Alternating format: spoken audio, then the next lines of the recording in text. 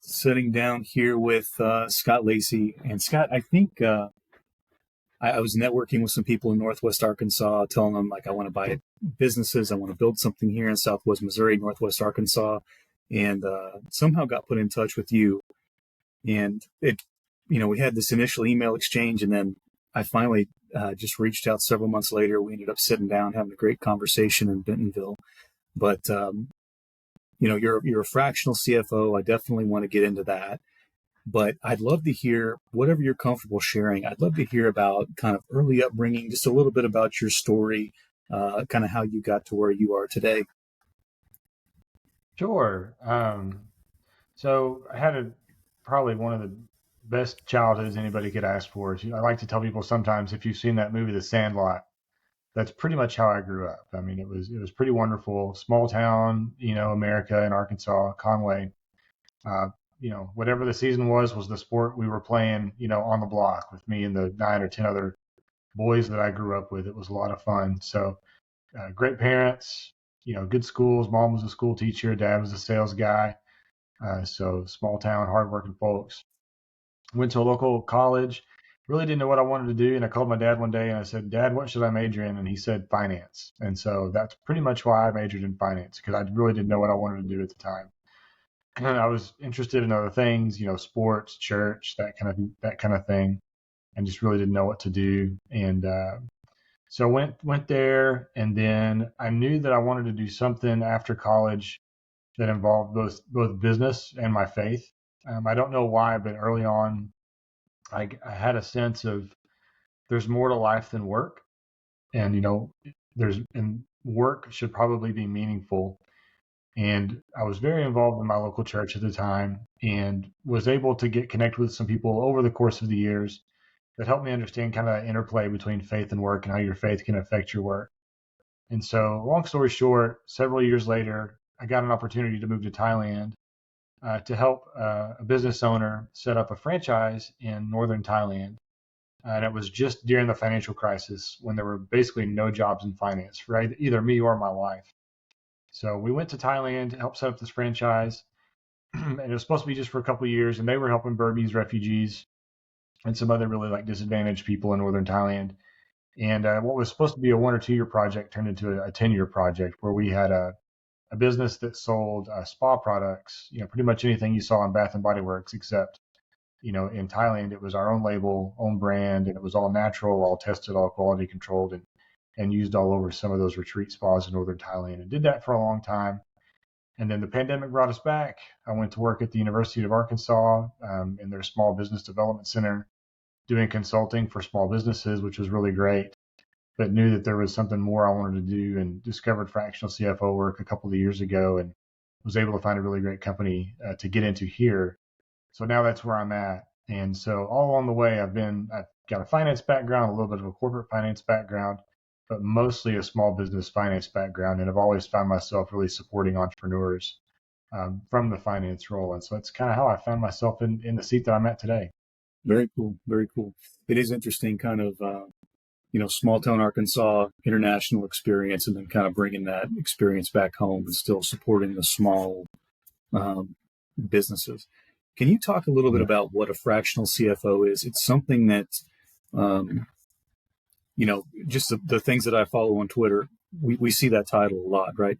Can you talk about what exactly a fractional CFO does, maybe you specifically? Yeah, so probably the short answer is somebody who helps you understand your finances and helps you use your finances to make good decisions. So when I say your finances, what I'm actually referring to is all the financial data that your business creates. The primary financial data that your business creates is your monthly financial statements, your balance sheet, your P&L, your income statement, and your statement of cash flows. And that is primarily provided, or should be provided, to you every single month around the same day by your accountant. And what the fractional CFO does primarily in the small business world is they take that information, and one of the things they can do is help make sure that it's correct. They can also make sure that it's useful to you, because that's typically, so a really good accountant will make sure that information is useful to you, but they're primarily trying to make sure that it's accurate on time. And so the fractional CFO can come in and say, yeah, this is useful or not, and then help you interpret that data, that financial information, to make good decisions. And, so things like, should I hire? Should I grow? Is this product, profitable? Is this revenue stream profitable? What's the most profitable revenue stream? So just at a very simple level, helping you understand your profitability, but then second of all, helping you understand your cash flow to make sure that you're not running out of money. But if you do want to expand, you've got plenty of cash. Working capital is a big deal.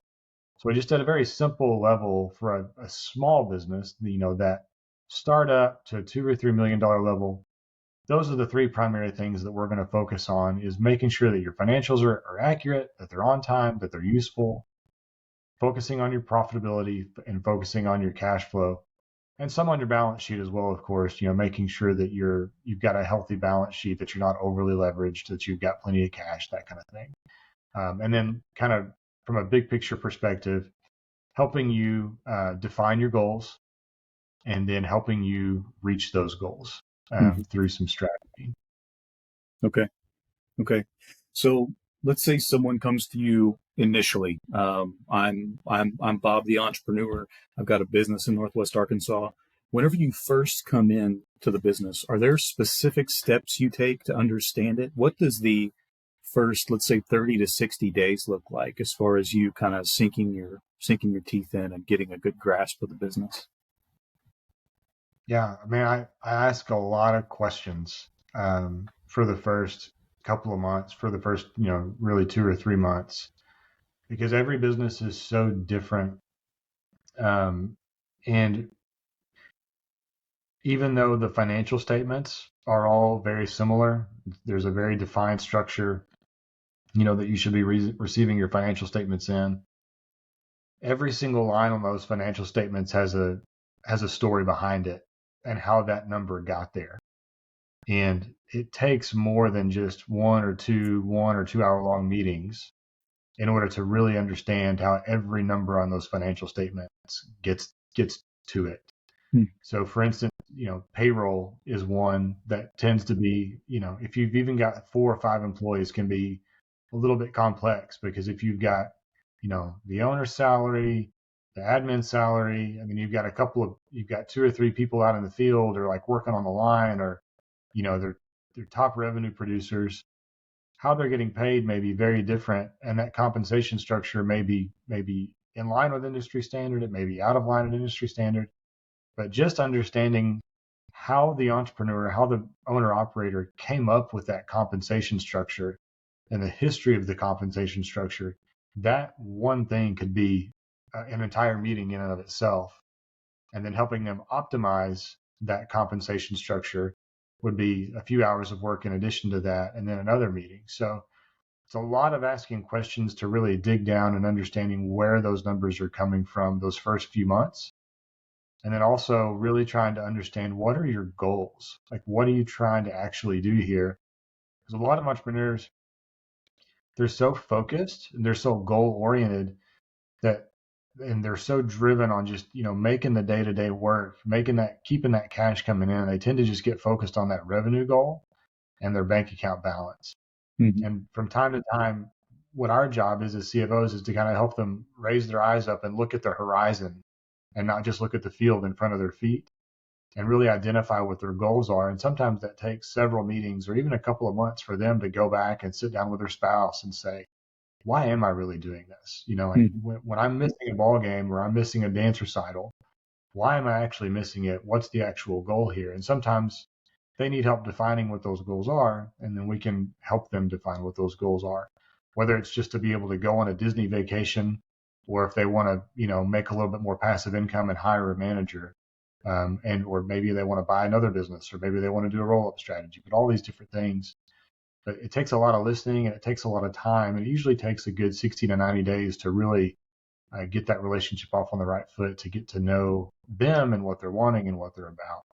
Yeah. And to the business owner that might say, Scott, that's great. I appreciate the relationship stuff. I appreciate the goal setting. I appreciate all that other things. But like, I've got an accountant, or I've got a bookkeeper, or whatever the case may be. What is there anything else that you typically tell them? Like, well, here's the difference. Here's the value a fractional CFO can make in your business. Is there anything else that you kind of point to whenever you're differentiating the services you provide versus what they might already have in place? Yeah, and I'm really glad that you're bringing this up because it's, in the industry, there's definitely trends, and right now, especially with people being able to work remote, one of the trends in this industry is this fractional CFO, thing. And nobody, it's not a specific designation. From a legal perspective, what it is an officer of a company, even though that's not what fractional CFO services are offering. But when I'm talking about, what a fractional CFO might add in addition to an accountant, I would say for me first, and then I'll get into maybe the industry as a whole. What I add that's different from an accountant is the background of having an actual management, perspective or a management background. So I haven't just, I've run companies before. I've started companies from scratch. I've been an owner operator. I'm currently an owner and a partner in a franchise with a friend of mine. So I'm not just looking at numbers. I'm actually running businesses actively and seeing how those two interplay. And I would say if you're looking up a fractional CFO and your accountant is saying, "Oh, you don't need a fractional CFO, you've got me." If I was in your shoes, what I would do is I would try to look for in that accountant's background what kind of management experience they may have or what additional experience they have into accounting. So basically trying to say, without sounding crude, but accountants, the way that they've been trained has been the same for a long time. They come up, they go to college, they tend to get their CPA, they do one of the big four, accounting firms if they're really good and really lucky, or they're working in a CPA firm for a long time. And what their training has prepared them to do is exactly what it should do, which is create accurate financial statements on time. That's what accountants are trained to do. From the other side of things, on the CFO side, some CFOs have come from the accounting background, especially in the Fortune 500 world, even though we're seeing a little bit less of that. I think what I would add for me as a fractional CFO is that management background, not just the accounting background, but also not just the management background, the financial planning and analysis background, the finance background, the strategic forward-looking side of things. So I think what you get when you get a fractional CFO is you get a more strategic perspective of your business. You get somebody who's more experienced in business management and business strategy and the forward-looking things as it just opposed to the backward-looking things. So if you have a great accountant who's wanting to be able to be a CFO, they're going to be able to tell you, here's what happened in your business, and they're going to be able to accurately tell you what happened in your business in the past. And they're going to be able to say, here's what went up, here's what went down. But when you're strategizing and you're looking forward, somebody that's got more of a management, entrepreneurship, or finance background or FP&A background, they're going to be able to do a better job of helping you look forward and plan to accomplish those goals. Yeah. It's interesting. You're I helping saw. me with my sales pitch. I need to work on it. I'm a little bit long-winded still. So if you talk to our business development officer where I work, he's going to be glad that I'm still sitting in the CFO chair as opposed to the sales chair. It sounds good. Sounds good to me. Whenever a business owner is, let's say they realize that, hey, we need somebody in this seat. We need somebody to help us with this planning, to come alongside, and they're kind of looking at, and I think there's over 11,000 people calling themselves fractional CFOs. If we can kind of look at, all right, this person did investment banking, this person did FP&A. There's all kinds of alphabet soup credentials, whether that be an MBA, CPA, whatever the case may be. Is there anything else that you'd tell business owners whenever you're looking for a fractional CFO? This is kind of what I'd be looking for, and it could either be in general or industry specific. Yeah. So right now, the first thing that I would say is be aware that there are people out there right now trying to pass them off at CFOs who do not have the experience or the education to call themselves a CFO. So first, just be aware of that. And the reason it's going on is because, a CFO's time and the decisions that they're helping you make are extremely valuable decisions worth, multiple thousands, tens of thousands, sometimes hundreds of thousands of dollars, often hundreds of thousands of dollars, especially when you're looking at things like debt financing. And so fractional CFOs can rightfully charge quite a bit of money, and it's a really great job. It's a really enjoyable job. And so there's a lot of people out there that are not qualified that are trying to do this job. So understand that while you're out there looking for a fractional CFO, that there's going to be some people trying to pass themselves off as CFOs that really probably shouldn't be.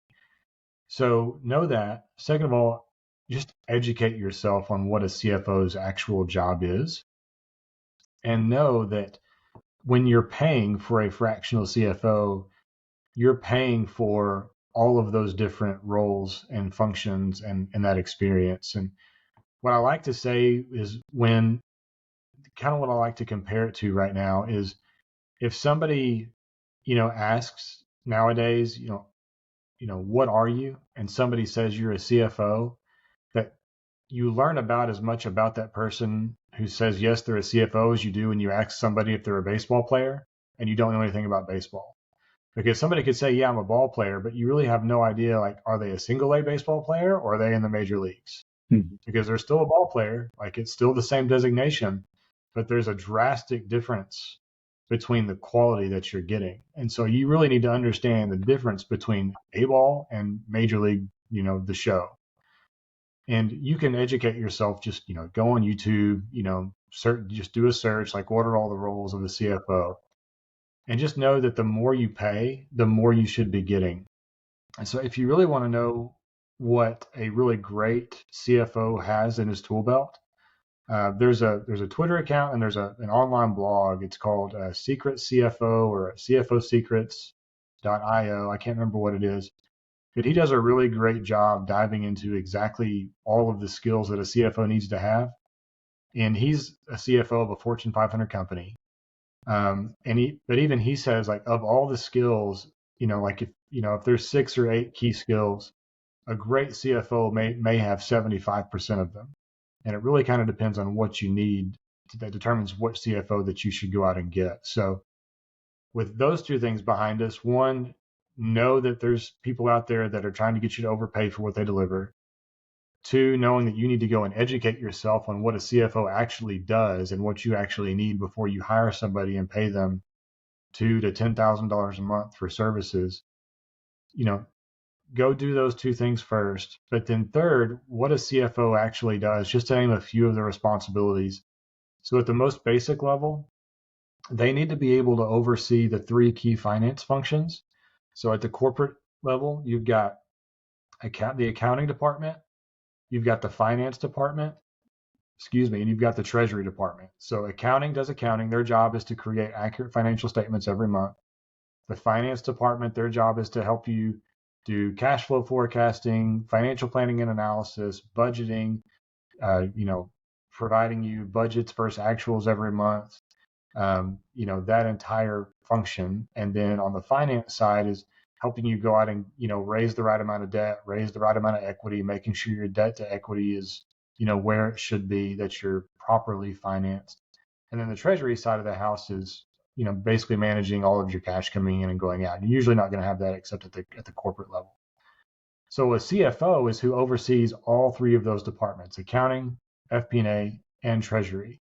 So when you're hiring a CFO, if that CFO only has the capability of overseeing the accounting department, then you're probably not going to pay them as much as somebody who is capable of overseeing the accounting, FP&A, and the treasury department. And to be a really competent CFO, I think you need to be able to oversee all 3 of those things. You need to be able to know when your controller, when your head accountant is getting something wrong, when your head of FP&A is getting something wrong, when your head of treasury is getting something wrong. A lot of what we're seeing right now is accountants who are trying to become CFOs. And I think a lot of them are very capable and qualified to do that. But what accountants tend to lack is that FP&A side, that financial planning and analysis side, that strategy side. So those would be the 3 main things. Other things you want to look for is, if you want to sell one day or if you're looking to buy, Do they have M&A experience? Do you have a board? What are their relationships like? Are they good at developing those relationships with the board? Um, if you're the kind of CEO that's a more of a visionary and less of a details oriented type person, if you don't like getting in the weeds and doing the analysis, you need somebody who can really dig in to all of your drivers of your business and make strategic recommendations. So in the business that I'm a part of, our day-to-day CEO is very much a visionary. He's very much an operations guy. He just goes and gets things done. But it's my job as his CFO to say, hey, push in here, pull back here, spend here, don't spend there. Um, he'll give me 5 strategic objectives, and I'll analyze each one of them through a financial perspective and help him choose which ones to sort of go after. Yeah. And those are all the roles that the CFO does. And if you're just getting an accountant saying, here's your cash flow forecast for the next 2 months, like, sure, they can call themselves a CFO. That's fine. I don't have a problem with that. Just don't pay that person $5,000 extra a month to give you a cash flow forecast. Maybe $500 extra a month to give you that cash flow forecast. So it's definitely a spectrum. Yeah. So I think some people might say they may have heard the, $2,000 to $10,000 a month or something, and they might think either I can't afford that period or I'm not at a revenue spot where I need that. Let's take the example you gave. You've got this visionary CFO, and we can just keep it plumbing. At what point does he need to stop pushing in all directions and hire a fractional CFO? Is it a revenue point? Is it a maturity? What's the point? That's a great question. I would say if you're lucky enough to be in the position where you've got 3 to 6 months of cash sitting in the bank, and you're doing any amount of revenue whatsoever, I think it's absolutely worth talking to a fractional CFO and trying to find somebody that will, give you like an hourly rate and just talk to you for 2 or 3 hours. I think it's extremely beneficial. If you can't even afford that, like if you've got no cash cushion, you're out of money and you're desperate and you really need help. If you've got a good accountant, just go talk to the accountant. Just ask them, how do I get myself out of this? And generally, if they're a great person and it's not tax season, they're going to give you some help. So the answer is as early on as you possibly can. You're gonna have to get creative with what you can afford early on. But I think as soon as you can, you've got to have a bookkeeper, you've got to have an accountant, and I would start having conversations with somebody about those fractional CFO type conversations, especially if you're not a financial management person. And another great place you can go if you don't really have any money or if you're really small is just Google search the Small Business Development Centers of America. They've got one at almost every major university. That's where I came out of before I had this job. And their job is to provide that free consulting to really small businesses and startups in their communities that can't afford or aren't at the stage to be able to hire some of these jobs. Now it's nonprofit, so they're only going to be able to give you a limited amount of time, but they're going to be able to help you, or at least provide you resources. And sometimes not every office has a finance person either, so you've got to be really careful. But the ones in Arkansas are wonderful. They've got all the great people. I don't know as much about Missouri or Oklahoma or Texas or other states though. Yeah. Now we've got one locally that, I've done a few things. I've got some of the alphabet soup, but it's still a great resource, especially because it's free. And these people have kind of seen Yeah. a lot of the things. And I think that is something that I like particularly about your background. There's some things like I worked at Dell, and there's some things that just don't scale down. You know what I mean? To the small business from that big corporate thing. So I kind of like that Yeah. you have seen the early stage, you've seen the small growth and things like that. I want to ask you about when would it be time for someone to move on from a fractional CFO and hire someone full time? Like you're my whole CFO. Is it a revenue point, or I kind of see these bands that certain fractional CFOs will throw out, like we serve people in the $2 to $50 million range. Do you have any thoughts there? Yeah. Um, I don't think that there's a straight answer to that. But if you're talking about, hiring a full-time CFO who's qualified, they're going to require at least a couple $100K a year. And in order to be able to afford that, I think what most people are saying is that they rarely see businesses under, probably 25 to 30 or even 50 million that are able to afford it, except in rare cases. The great thing about what I do is that I can, because I'm fractional, I can scale up with you, as you grow. And so I think that, you know, if you've got a good fractional CFO, their goal with you is going to be to work themselves out of a job.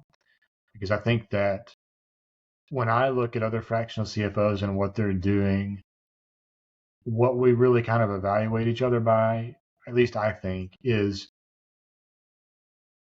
how many businesses have you taken on and you've helped them either outgrow you, or you've helped them to an exit or some kind of endpoint. Because hypothetically, I mean, I think for most businesses, if you're not growing, you're dying. And so if we're not constantly helping you grow and we're constantly working out ourselves out of a job, then we're probably not doing things the right way. And so I think one of the questions if you're trying to figure out when to hire a full-time CFO, is to ask your current fractional CFO. Yeah. And they should be able to give you a really good answer. And if they can't, I would start to wonder about whether or not your incentives are aligned or not. Yeah, that's fair. That's fair. So you've seen, whether it be your own businesses, the small businesses that you worked with previously at the University of Arkansas, or even now, are there any kind of, let's say, like top 3, top 2 common mistakes that you see over and over and over that might be an easy win for folks if they just kind of examine them? Are there some common things that you look for when you initially come into the business, or that you see over and over? So the first thing I always look at is cash. Because it doesn't matter if you're profitable, if you're not cash flowing, you're not going to stay open. So I always look at their current cash balance, and then I always look at their available sources of cash.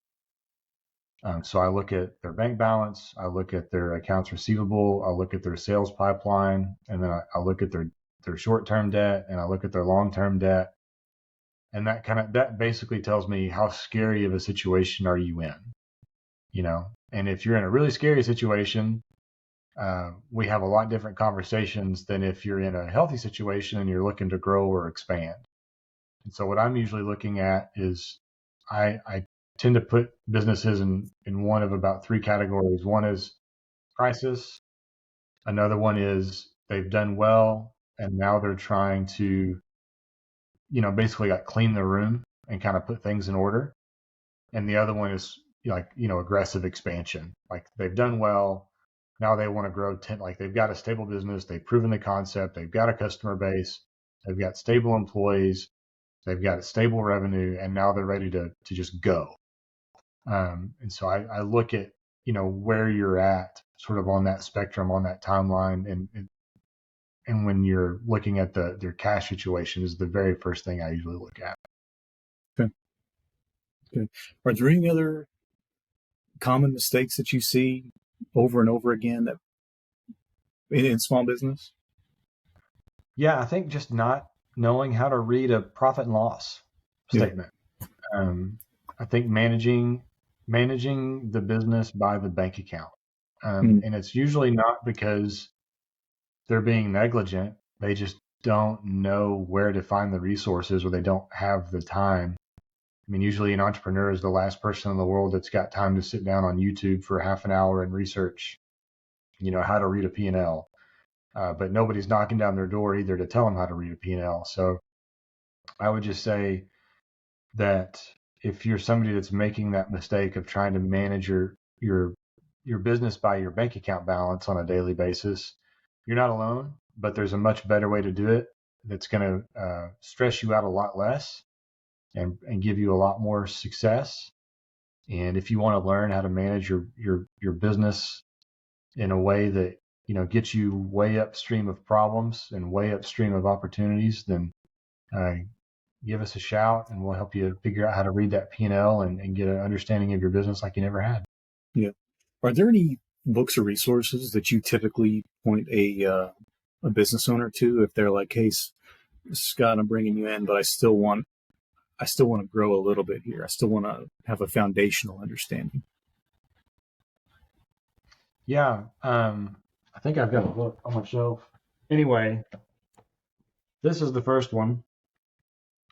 Okay. So it's just called The Accounting Game by Daryl Mullins and Judith Orloff. And like this is like, I love this because it teaches accounting at like the most simple level possible, but Mhm. it's probably the most useful book that I've read. And then the other one that a lot of people refer to is this one. It's just called Financial Intelligence Okay. by Karen Berman and Joe Knight. And so if you're a reader or a researcher, I would just go read those. Um, it's true what they say that numbers is the language of business. And if you don't understand your numbers, you don't understand your business. And the place to start in understanding the numbers of your business is just to get a very basic understanding of accounting. And I think those are two great resources. It may take you a little while. If you want another resource, I would just talk to the ASB TDC. I used to teach what's called Financial Boot Camp, and it was where we just brought in a bunch of small business owners, usually anywhere from 10 to 20 at a time, and I would just go through the basics of small business accounting and finance, how to read financial statements, how to do a basic cash flow forecast, and it was really helpful. So there's some resources out there for sure. And I don't know, in my 2 or 3 hours of volunteer time I've got available for a month, I'd be, I'm always happy to help folks if I can. Yeah, absolutely. Why is cash flow so important? So it's kind of like an old not overused. It's overused because it's true. So I guess that makes it not overused, but an overused analogy that cash to a business, and Sam knows this, to a business is the same thing as blood is to a body or gas is to a car. As soon as you don't have it, it stops running. So, I know people say all the time the number one reason businesses go out of business is because of, lack of cash, and it's true.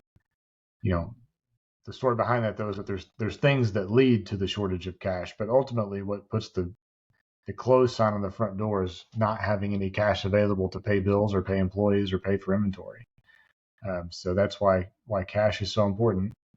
The other reason cash is so important is because at the end of the day, cash is what pays your own bills. So when you're trying to make your mortgage payment or your electric payment, or when you're trying to, pay Walt Disney for that, big trip, they get paid in cash, not in, profits. So, if you're working all day, but you're never taking any cash home, um, not really sure what you're working for. So, at the end of the day, you know, we're working for cash. And so that's, other than just keeping the business open, that's what we all want to take home. Yeah. So I wanted to ask you about this. You come into a business, you ask a bunch of questions, you kind of understand how things are functioning. You look at all these different accounts, whether it be the sales or the receivables, and you establish some processes, help them with goals. What does the next stage of that look like? Like, let's say we've got solid process and technology. We've got good planning in place. We're a year in. What does the 2.0, what does the next year look like for that relationship? Yeah. So it's always some version of what's next. So for some entrepreneurs, that's um, just how do we scale what we're already doing. So you may be doing something extremely well. Now the question is, how do we scale it? So one example would be one really good example I like to point toward is CrossFit gyms, because they're a very well established model. And in CrossFit gyms, there's a known phenomenon that happens once you get to about 80 members. And what happens is that you either have to build a new facility or move into a different facility, or you've got to hire so many additional coaches that your profitability goes down. So what happens in a CrossFit gym is you grow and you grow and you grow and you grow, and then you hit about 80 members is where it tends to happen. And you're like, if this is your profitability line, not your revenue line, but your profitability line, and it's going up and to the right. All of a sudden, when you hit about 80 members, we know that your profitability is going to drop by about 20% once you hit 80 members because of all of the documented excess expense you've got to take on in order to continue growing to get that next 80 customers. So it's always a up and to the right, down like a little lightning bolt, and then back up. But navigating that is really tricky. And the reason that you go to CrossFit is because those gym owners and because those trainers are experts at training people. What they're not experts in is business growth and business scaling. And that's what we're here to help them with, is how do you survive that growth pattern, that documented growth pattern that we know is going to occur. Another one is, grocery retail. So recently in Northwest Arkansas, it's everybody kind of knows, but Walmart has been piloting a program to get local coffee roaster brands into their stores. So they're not just selling, Starbucks and Godiva anymore and Folgers anymore. They're selling like local brands. Well, when Walmart comes to you and let's say your existing monthly subscription as a roaster is, 500 bags a month that you're sending out to people, and now Walmart's coming to you saying we need, 500,000 bags, that can kill your business if you're not careful because of the additional capital that you need and the additional expense that you need. But you're a really great coffee roaster. You know what coffee should taste like. You know how to source the best coffee. You don't know how to, handle that growth, handle that scaling in a way that doesn't put you out of business. And what you don't know is that you probably don't have enough cash, in the bank to be able to handle that growth, nor are you profitable enough on a per unit basis to handle that growth.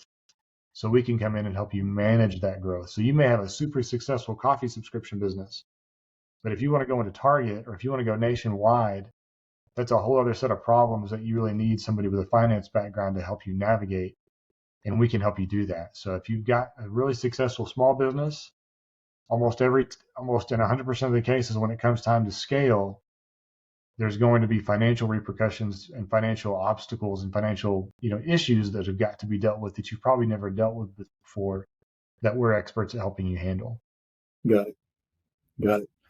So you mentioned earlier in what people should look for in a CFO. If you're looking to sell, you might get someone that has M&A experience. And I'm curious from your perspective. We know that obviously there's private equity companies that buy, build, and flip. There's a bunch of people that are doing search funds or whatever else trying to buy. And then we have these folks that are kind of aging out of their business and they need to sell it. I'm curious from your standpoint, what does getting a company M&A ready look like? Yeah, that's a great question.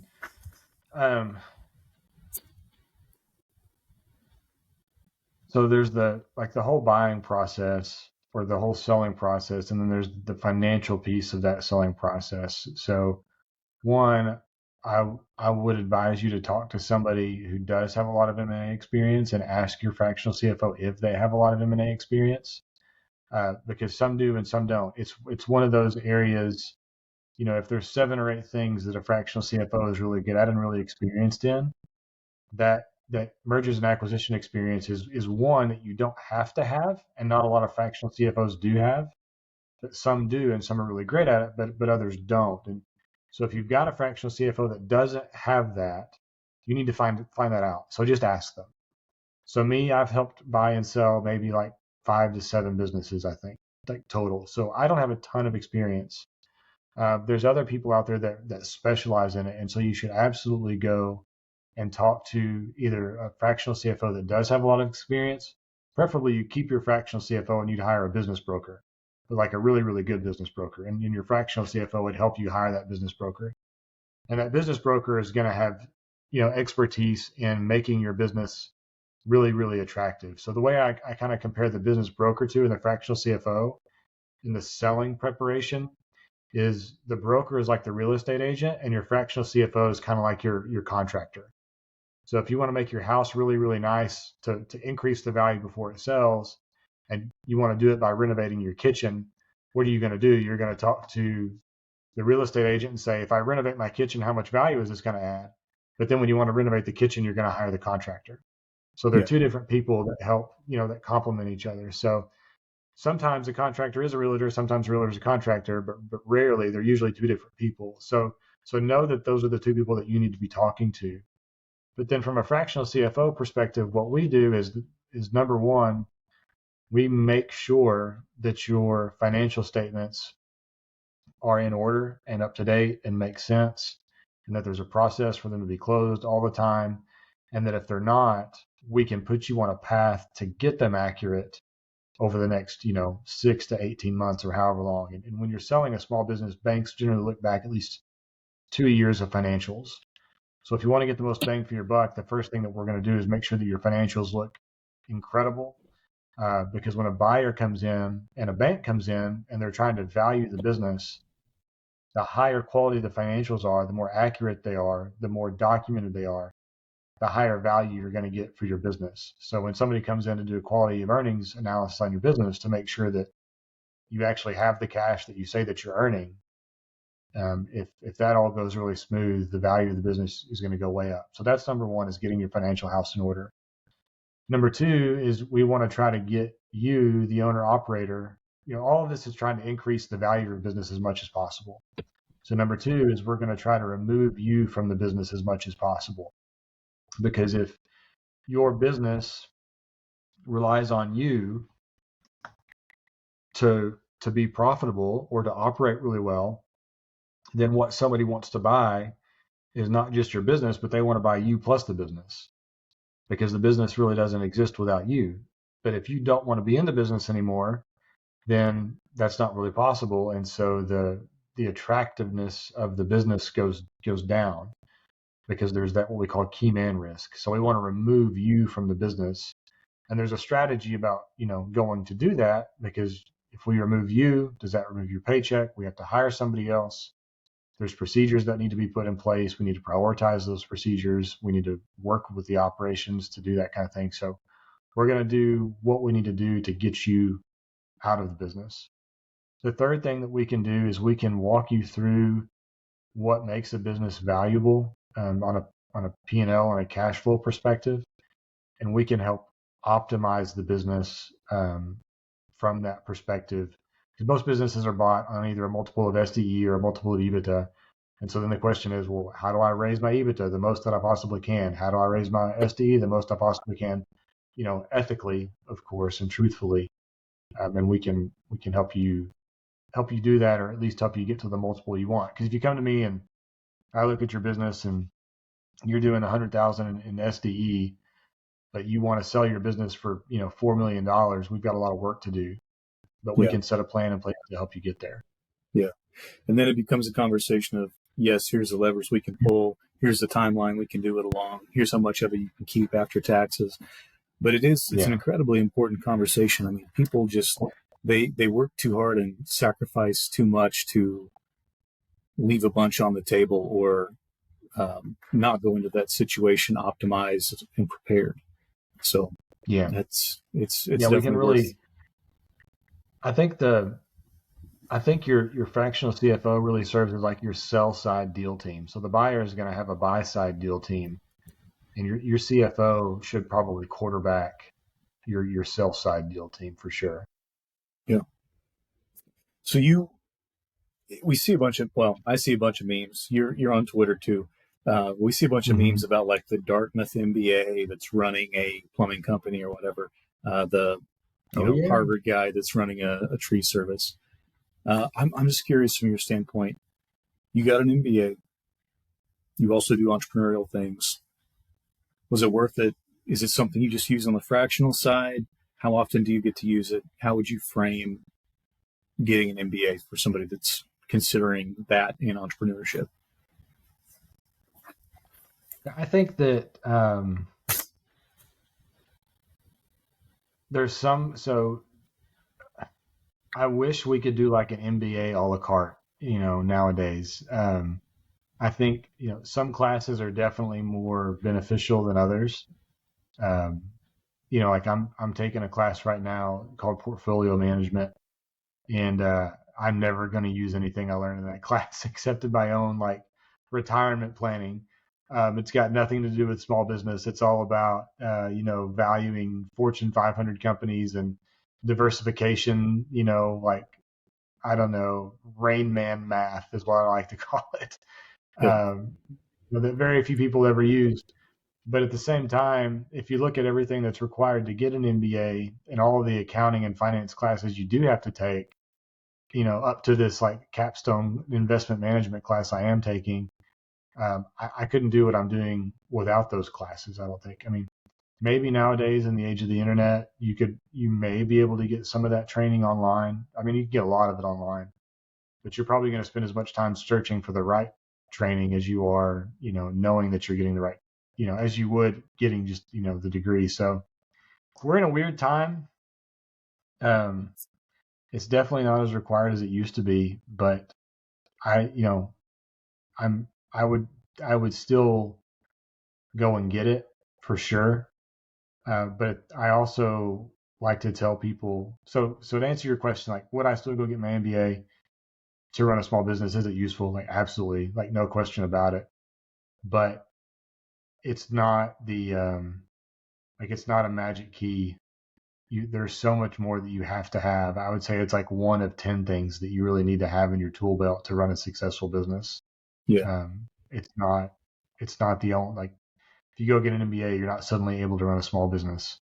yeah, But at the same time, I don't think you can run one without an MBA, but at the very least, you need to have a really good understanding of accounting and finance. yeah. Now, I was listening to an interview last night, and it was there. There was this real estate investor that was talking about. I think he went to SMU, but he was working with all these guys who went to Harvard and these other places, and they'd come in and they'd hang their Harvard MBA or whatever on the wall, and that's a great accomplishment. But he would say, they would hang that on the wall and think that the money was just going to rain in, and you still got to go out and do the Yeah, work. You still have to yeah, go execute and learn the hard way on a lot of things. Um, yeah, yeah, and then it's interesting to do to think about the online education. Like, do I just need the knowledge versus doing something in person where you're kind of learning from and competing with all these other people that have similar aspirations, and then you've got those relationships long term, which I think are invaluable. Like, I wouldn't trade. I did an in person program, and I wouldn't trade those people for anything. yeah. Me Um, either. It's definitely worth it. My I was I've been very fortunate that so both my grandfathers and my dad and my mom really, but one of my grandfathers used to run a factory that like a very large factory in central Arkansas, like 100 million output factory was the old Amtran Ward Bus Company. He used to run that way back in the day, like the whole thing. And he never had an MBA. And then my other grandfather, he ran one of the Tyson feed mills in North Arkansas for a long, long time. Managed probably 40 or 50 guys and a fleet of like 30 or 40, trucks, 18 wheeler, delivery trucks. And then my dad was a sales guy, and he was one of the first ever work from home employees, I guess you could say, because I used to hear him on the phone doing sales calls all the time. And then my mom worked, she was a elementary school principal. So every single one of them, like their whole job was working with people, and none of them had an MBA. And for whatever reason, I don't know why, I got the nerd, like academic book knowledge gene in my family that never really came through anybody else. So the skill I've always had to work on was the people side of things. I always was school was always very easy for me, but my family was always really good at the people side of things. And I can remember having conversations with both my grandfathers, my mom and my dad, just about people skills and relating to people and managing people and talking to people and um, the real needs of everyday people, with the people with their hands in the dirt, their hands on the machinery in the classrooms with students and seeing and experiencing from them early on how disconnected academia could be from the real world. Yeah. And so I think if I had not had that, and to throw out a little bit of a reference, recent reference, Sam Bankman-Fried, both of his parents were highly academic people, and I'm reading, a book about that whole deal right now, but they just never dealt with real world people, and so they were so disconnected from the real world. I think it contributed to Sam's lack of understanding of the ramifications of his actions on real world people and what Yeah. was causing those problems. And I wasn't going to be Sam Bankman-Fried by any stretch of the imagination, but I think it's very easy for those of us who have this access to higher education at these top 2 universities to get so disconnected from those everyday people that are working in the chicken mills and working on the factory lines and working on the schools and putting up the shelving, that we're not able to manage a business well. So I'm extremely hesitant to when I see any MBA without significant experience of some kind in the real world, I would call it, Yeah. purchasing a business. And even in this plumbing franchise that I'm a part of now, I never would have done it on my own, and I'm not involved on the day to day. But my business partner, Ben, like, he's blue collar guy through and through, extremely smart, extremely driven, extremely intelligent, extremely capable. But he's the people side to everything that to being able to manage the business in a way that I just never could. So it's kind of my soapbox on the MBA thing. Yeah. It does seem like, if you have the character, if you have the work ethic, if you have the um, kind of experiences that you're talking about, it can make you a little bit better in certain spots, but Yeah, it's not the end all be all. yeah, Okay. So just a couple fun ones, and then we'll get it back to serious. What's your yeah. favorite band, or what kind of music do you listen to? So yeah, that's a good question. I'm a loser, man, when it comes to music. Dad rock I incoming. I don't know why. I was never really drawn to music for or like in the pop culture, like what's your favorite band? It just never hit me. I don't know why. It just never did. Um, to be fully transparent, I probably listen to more Taylor Swift than anything else because my wife is a huge Swiftie. And Yeah. like every day when we're getting ready to go to work in the morning, Taylor Swift is blaring in the background because that's what she likes. But like, I don't know. At the same time, like if I've got to get a spreadsheet knocked out, it's going to be go into Spotify, type in like Jocko Willink hard rock, and that's what's going to be on. But then if I'm needing to be like super creative, I'll do some kind of like Spotify Mozart and just see what happens. So I'm Yeah. not a music guy. It's kind of like whatever Spotify my wife throws at me. There you go. So I sent you this over, but I'm going to give you a little bit of a hard time here. So Arkansas is like 1-8 against Texas A&M the last couple of years. I'm curious, Yeah, how long it is. Do you think they get another win? And the options are 10 never. years, 20 years after the Cowboys get another ring. Let's go with after the Cowboys get another ring. Yeah. Yeah, And all because the I all think the those are. Hogs fans out there, I'm just joking. My sister went to Arkansas. Okay. Um, what's next for you? Like you're doing the fractional CFO thing. You're doing well with it. I see your stuff on Twitter. Um, you've got some entrepreneurial ventures already. What's next for you? That's a good question. I mean, I think the long term goal is nothing like groundbreaking, but it's uh, I hate to say holdco, but I mean we all want to.